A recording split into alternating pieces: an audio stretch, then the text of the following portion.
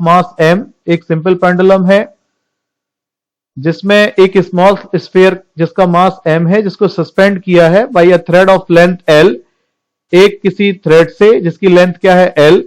The sphere carries a positive charge, उस sphere पर कितना चार्ज है, q चार्ज है।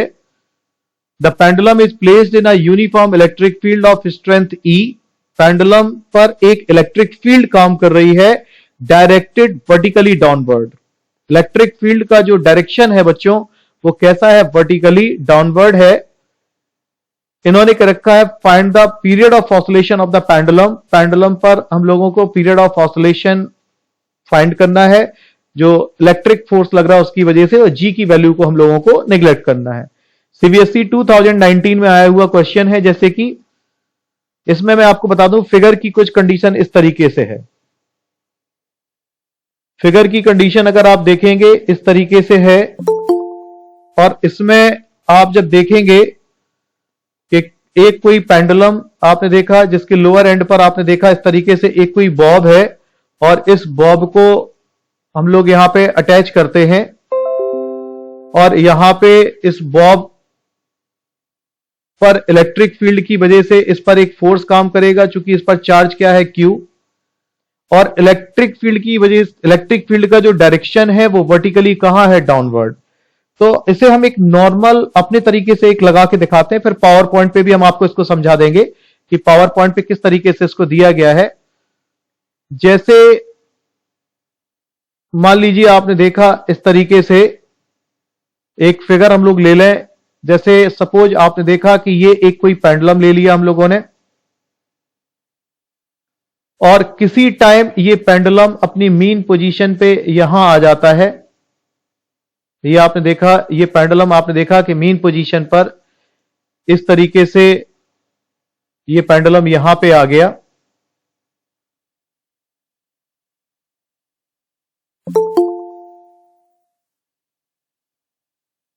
जैसे कि कुछ बच्चों को दिक्कत होती थी कि सर हमारा कोई लेक्चर छूट गया, तो आज से मैं आपको बता दूं सारे लेक्चर की रिकॉर्डिंग साथ में चालू हो गई, स्टार्ट कर दिया मैंने रिकॉर्डिंग, और अब जैसे ही क्लास खत्म होगी तो कुछ देर बाद हम उसका रिकॉर्डिंग आपको यूट्यूब पे अपलोड कर देंगे। जो हमारा चैनल है उस पर आप जाके यूट्यूब पे आप उसको फिर से देख सकते हैं, कई बार देख सकते हैं जब तक आपको समझ में नहीं आएगा।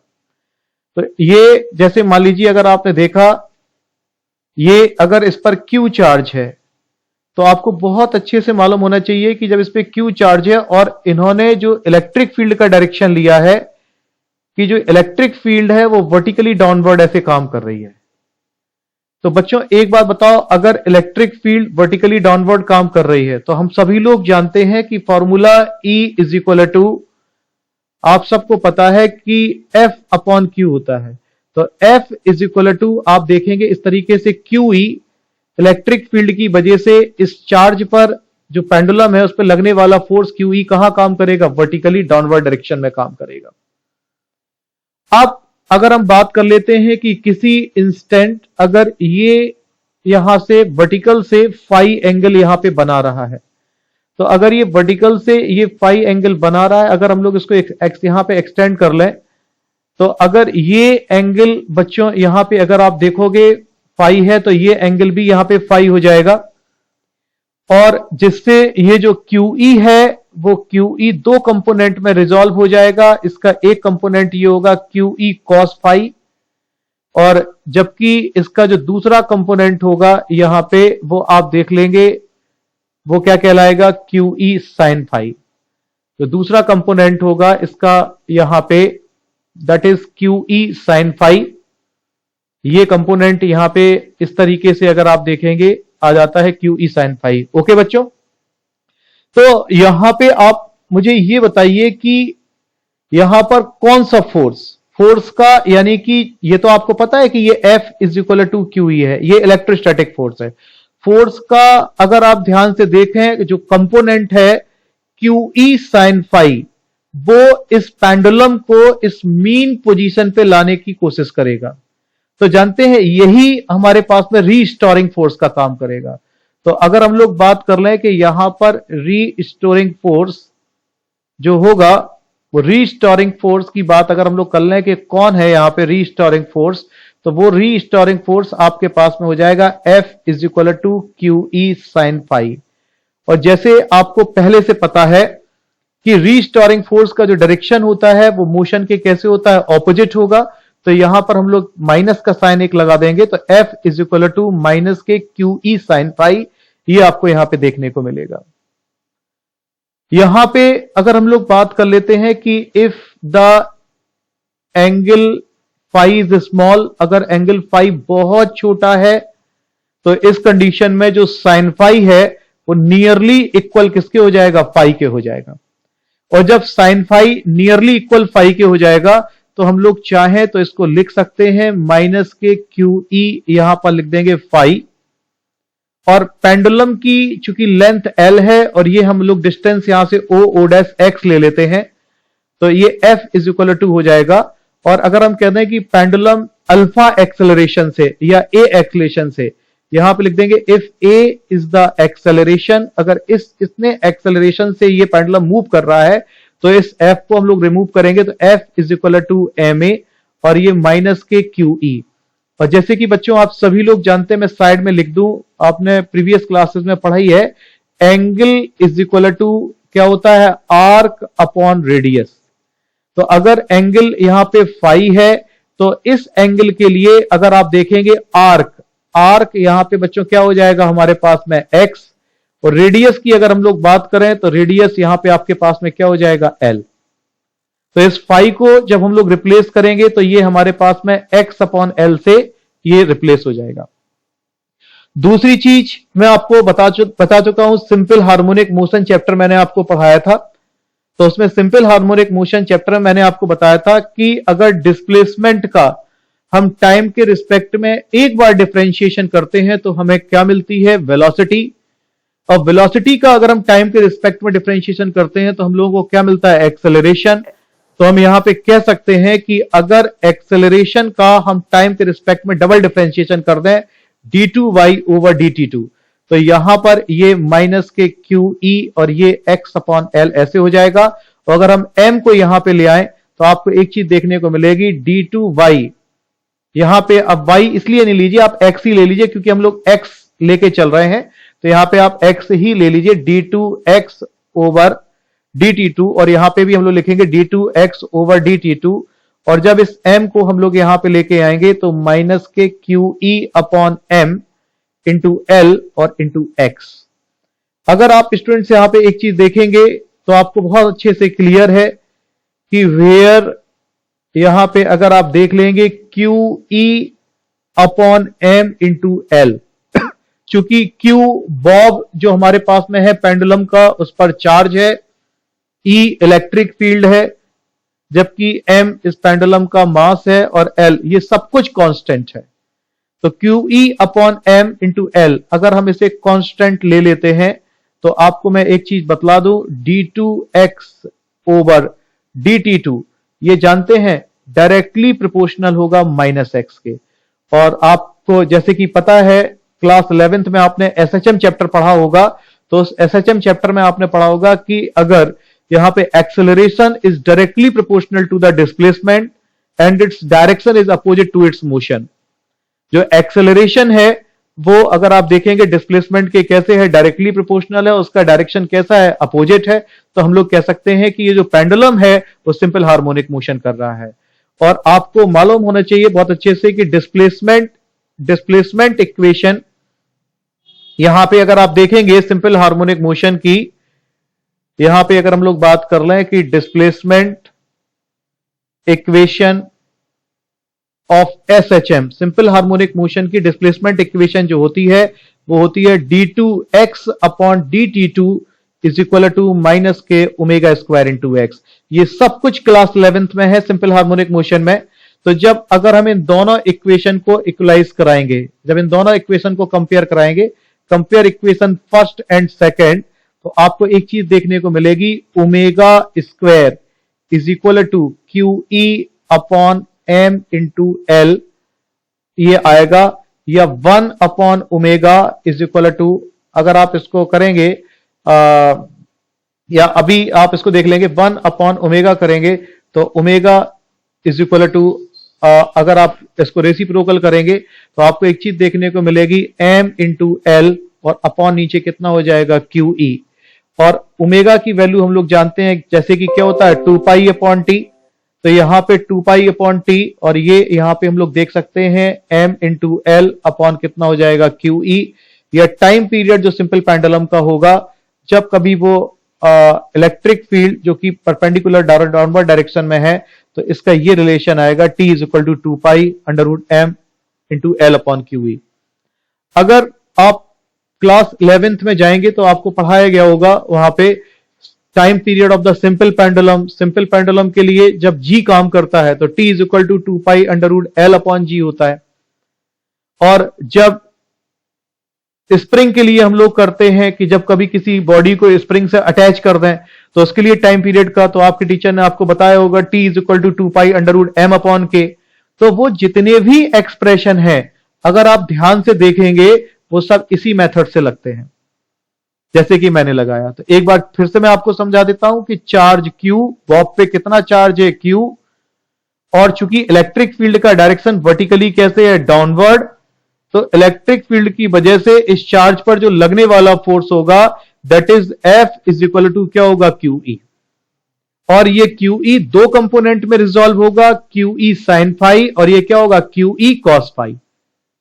जैसे कि मैं आपको बता दूं कि QE sin फाई है वो इस बॉब को अपनी ओडेस से ओ पोजीशन पे लेके जाएगा, मीन पोजीशन पे। इट्स मीन ये जो है QE sin फाई एक रीस्टोरिंग फोर्स की तरीके से काम करेगा। तो जब हम लोग बात कर लेते हैं रीस्टोरिंग फोर्स की तो that is F is equal to minus K QE sin phi. फिर मैंने कहा कि अगर angle phi is very small है, तो जब angle phi is very small है तो उस कंडीशन में आपको क्या करना है, बहुत अच्छे से आपको मालूम है कि अगर एंगल फाई स्मॉल है तो आप इसको जब यूज करेंगे यहां पे साइन फाई हट जाएगा तो माइनस के QE फाई हो जाएगा, और F इज इक्वल टू हम लोग जैसे कि जानते हैं MA minus K QE upon L। Acceleration को हमने इस तरीके से किया, तो आप इसको स्क्रीनशॉट आप इसका ले सकते हैं, दो पार्ट में जाएगा। यहां पे पहले आप इतना लीजिए स्क्रीनशॉट, और कोशिश ये रहेगा कि आप बोलिएगा नहीं क्योंकि रिकॉर्डिंग चल रही है कंटिन्यू। तो यही लेक्चर आपका अभी हम YouTube पे अपलोड कर देंगे थोड़ी देर में, जिससे क्या होगा कि आप दोबारा से फिर से समझ सकते हैं, या कभी किसी की क्लास छूट जाती है तो वो उसको कवर कर सकता है। आगे नेक्स्ट यहां पे और एक आप इसका स्क्रीनशॉट ऐसे ले सकते हैं। पावर पॉइंट पे अगर इसी क्वेश्चन को समझते हैं तो पावर पॉइंट पे देखिए इस तरीके से आपके सामने आएगा।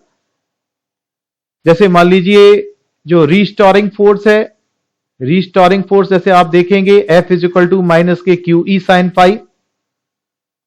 जैसे कि मैंने बताया F is equal to MA is equal to minus K QE sin phi. Angle अगर बहुत छोटा है फाई तो sin phi nearly equal to किसके आ जाएगा, फाई के आ जाएगा। और जब हम लोग यहां पे sin फाई की जगह फाई रिप्लेस करेंगे तो मेरे पास इस तरीके से रिलेशन देखने को आएगा, MA is equal to minus K QE phi.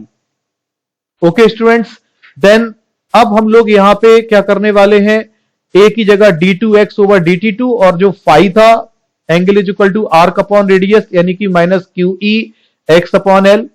और जैसे कि फिर m को अगर हम नीचे ले आते हैं यहां पे तो d2x over dt2 is equal to minus K QE upon m into L into X. और मैंने आपको बताया कि QE upon m into L जानते हैं कांस्टेंट है, तो वो एक सिंपल हार्मोनिक मोशन की कंडीशन होती है, लीनियर SHM।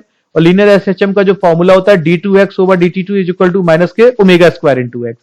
तो अगर हम ओमेगा स्क्वायर से इसका कंपेयर करते हैं तो omega square is equal to ये मेरे पास में कितना हो जाएगा, इतना। और अगर हम टाइम पीरियड की बात करेंगे तो बच्चा टाइम पीरियड हमारे पास में इतना हो जाएगा। तो CBSE अगर हम लोग देखें 2019 में आया हुआ आपका बोर्ड एग्जाम में क्वेश्चन है, एक इंपॉर्टेंट क्वेश्चन है जो आपके एग्जाम में फिर से कभी रिपीट हो सकता है। ओके स्टूडेंट्स, देन हम लोग बढ़ते हैं नेक्स्ट क्वेश्चन की ओर। और नेक्स्ट क्वेश्चन हमारे पास है, an electric dipole of length 2 centimetre is placed with its axis making an angle of 60 degree with respect to the uniform electric field of the 10 to the power 5 Newton per coulomb. एक कोई electric dipole है और इस electric dipole की length जानते हैं बच्चों कितना दिया गया है? 2 सेंटीमीटर। और इस इलेक्ट्रिक डाइपोल की लेंथ अगर 2 सेंटीमीटर है तो आपको मालूम है, जैसे डाइपोल की लेंथ मैंने आपको क्या बतलाई थी, 2a is equal to 2 centimetre. और इसको अगर हम लोग मीटर में चेंज करेंगे तो कितना हो जाएगा? 2 इंटू 10⁻⁻2 मीटर। आगे इसी में क्वेश्चन में क्या रखा है इन्होंने, is placed with its axis making an angle of 60 degree with respect to the uniform electric field of the 10⁵ newton per coulomb. ये किसी इलेक्ट्रिक फील्ड में रखा हुआ है और 60 डिग्री एंगल बनाते हुए, और इलेक्ट्रिक फील्ड की वैल्यू कितनी दी गई? 10⁵ न्यूटन पर कूलम। जैसे कि क्वेश्चन में इन्होंने आगे क्या रखा है, if it experiences a torque 8√3 newton into metre. अगर ये 8√3 न्यूटन इंटू मीटर का टॉर्क एक्सपीरियंस करता है, 8√3 न्यूटन इंटू मीटर का टॉर्क एक्सपीरियंस करता है, तो हमको निकालना है जो वो कह रहे हैं, calculate the magnitude of the charge on the dipole and it's potential energy. हमें सबसे पहले डाइपोल पर चार्ज फाइंड आउट करना है कि क्या होगा, और डाइपोल की पोटेंशियल एनर्जी फाइंड करनी है। बच्चों जैसे कि ये क्वेश्चन से रिलेटेड एक्सप्रेशन मैंने आपको पढ़ाया है मॉड्यूल में, और कमिंग जो संडे क्लास है उसमें हम आपको फिर से एक बार दोबारा से यही 4 डेरिवेशन कराने वाले हैं, एक्सियल, इक्वाटोरियल कंडीशन, टॉर्क और पोटेंशियल एनर्जी। जो कमिंग संडे है उसमें हम लोग इन्हीं 4 एक्सप्रेशन पे बात करने वाले हैं, उन्हीं से रिलेटेड एक फॉर्मूला आज यूज होगा। हम सभी लोग जानते हैं कि torque is equal to P E sine theta formula होता है, जो हम लोगों ने ड्राइव किया था।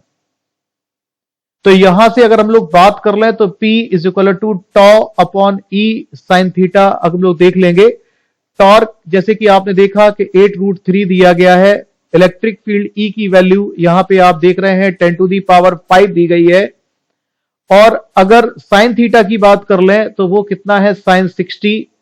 और जैसे कि आपको मालूम है साइन 60 की वैल्यू कितनी होती है, √3/2 होती है। तो 10⁵, और ये √3/2 होगा तो /2 का ऊपर चला जाएगा ये इंटू, तो √3 से √3 कैंसिल हो जाएगा। 8×2 अगर आप देखेंगे 16 इंटू 10⁻⁻5, इतने कूलाम इंटू मीटर, ये हम लोगों ने इलेक्ट्रिक डाइपोल मोमेंट फाइंड किया। अब अगर हम लोग यहां पे बात कर लेते हैं कि चार्ज, तो electric dipole moment P is equal to, जैसे कि आपको मालूम है Q इंटू 2a होता है, तो Q is equal to P upon 2a, और P की जगह हम लोग रखने वाले हैं 16 इंटू 10⁻⁻5, और 2a जो कि कितना दिया गया है, 2 इंटू 10⁻⁻2। तो जब हम लोग इसको सॉल्व करेंगे तो यहां कैंसिल होके आपके पास में आ जाएगा 8 इंटू 10⁻3, और इतने कूलॉम चार्ज होगा। और जैसे कि आपको पता है कि डाइपोल पर 2 चार्जेस होते हैं, एक प्लस का और एक माइनस का, दोनों के नेचर कैसे होते हैं, ऑपोजिट। सेकेंड पार्ट में जैसे कि इन्होंने क्या रखा, हम लोगों को इस डाइपोल की पोटेंशियल एनर्जी भी फाइंड करनी है। तो पोटेंशियल एनर्जी के लिए आपको मैंने एक फॉर्मूला बताया था, U is equal to minus K PE cos theta. तो स्टूडेंट्स जैसे P का वैल्यू अपन ने यहां पे कितना फाइंड आउट करा है, 16 इंटू 10⁻⁻5, E की वैल्यू हमने कितनी दी है, 10⁻5, और cos थीटा यहां पे जैसे कि आपको पता है 60 डिग्री, तो cos 60 का वैल्यू आपको पता है कि 1/2 रखेंगे तो ये 5 से 5 तो चला ही जाएगा, तो यहां पे माइनस का 8 जूल मेरे पास में आंसर आना चाहिए। तो आप चाहें तो इसका स्क्रीनशॉट ले सकते हैं, और अदरवाइज यूट्यूब पे आप वीडियो लेक्चर से आप भी नोट कर लेंगे इसको। तो एक बार यहां तक का स्क्रीनशॉट, देन फिर आप यहां पे एक स्क्रीनशॉट ले लेंगे, ठीक है। और फिर हम बार बार स्क्रीनशॉट अब आपसे बोलेंगे नहीं, हम रुकेंगे तो आपको अपने आप लेना है। पावर पॉइंट पे अगर हम लोग इसी चीज को समझते हैं तो उसमें मैं आपको बताना चाहूंगा कि 2L is equal to 2 centimetre, जो कि हमारे पास में इलेक्ट्रिक डाइपोल की लेंथ है। थीटा 60 डिग्री है, electric field intensity 10⁵ newton per coulomb है, टॉर्क 8√3 न्यूटन इंटू मीटर है।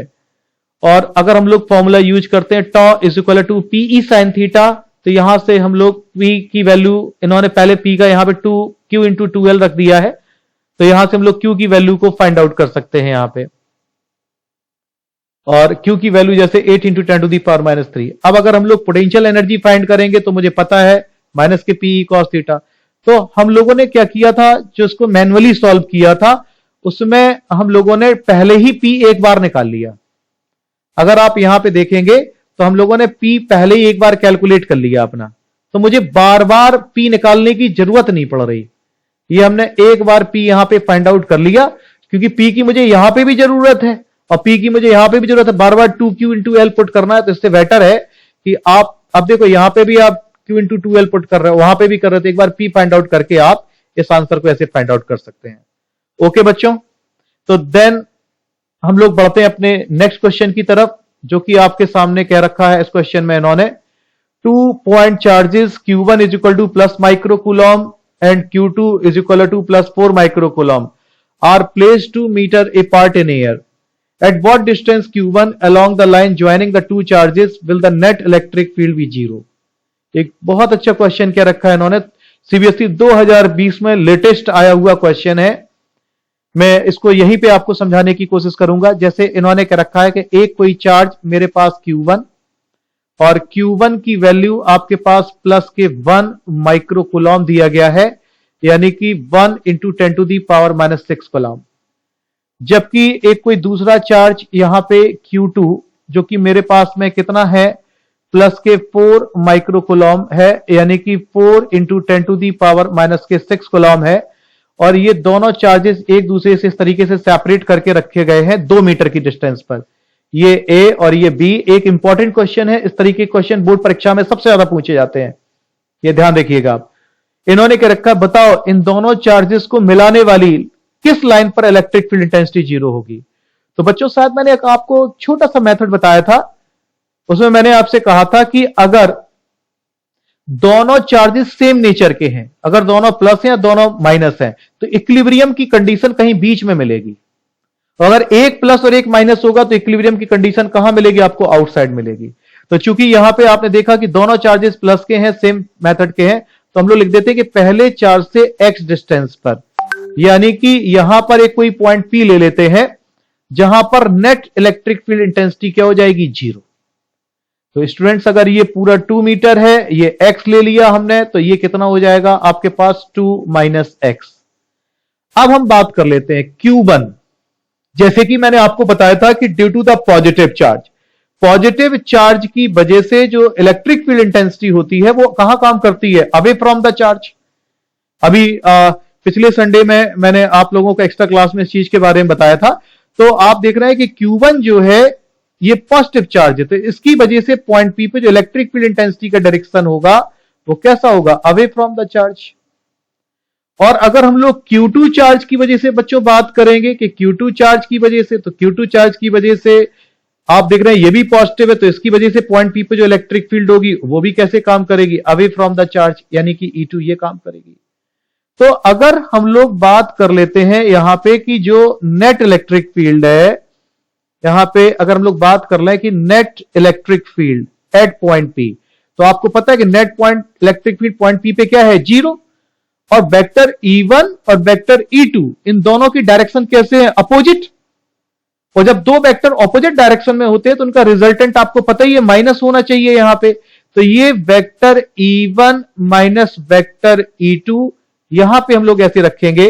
और यहां पे नेट 0 क्यों लिया, क्योंकि न्यूमेरिकल में इन्होंने कहा है कि at what distance from Q1 से कितनी दूरी पर दोनों चार्जेस में हम लोग रखें वो नेट इलेक्ट्रिक फील्ड जहां पे क्या हो जाए, 0 हो जाए। यहां पे नेट इलेक्ट्रिक फील्ड 0 हो जाए। तो नेट इलेक्ट्रिक फील्ड हमने क्या मान लिया था, Q1 से x डिस्टेंस पर अगर आप देखोगे तो Q1 से x डिस्टेंस पर नेट इलेक्ट्रिक फील्ड यहां पे 0 हो जाएगी।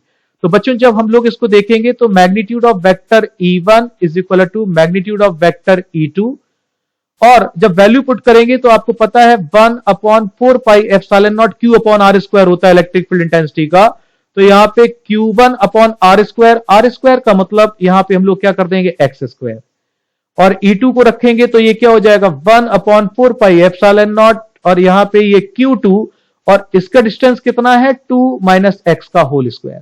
ये दोनों एक दूसरे से कैंसिल हो जाएंगे और हम लोग देखेंगे Q1 upon Q2 is equal to X square, और अपॉन नीचे कितना हो जाएगा, 2 माइनस एक्स का होल स्क्वायर। Q1 Q2 की वैल्यू पुट करेंगे, जैसे कि इसकी value 1 into 10 to the power minus 6, इसका कितना है 4 into 10 to the power minus 6, और ये कितना है एक्स स्क्वायर, और अपॉन नीचे कितना हो जाएगा 2 माइनस एक्स का होल स्क्वायर।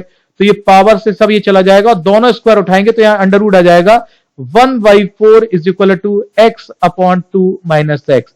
तो 1/4 का रूट कितना होगा 1/2 एक्स, और ये कितना हो जाएगा, सॉरी 1/2, यहां पे ये 2 आ जाएगा और ये 2 माइनस एक्स। और जब क्रॉस मल्टीप्लाई कराएंगे तो आपको एक चीज देखने को मिलेगी 2 minus X is equal to 2x, और ये x इस तरफ जाएगा तो 3x इज इक्वल टू 2, या x is equal to 2/3 metre from the charge, यहां पे लिख देंगे Q1।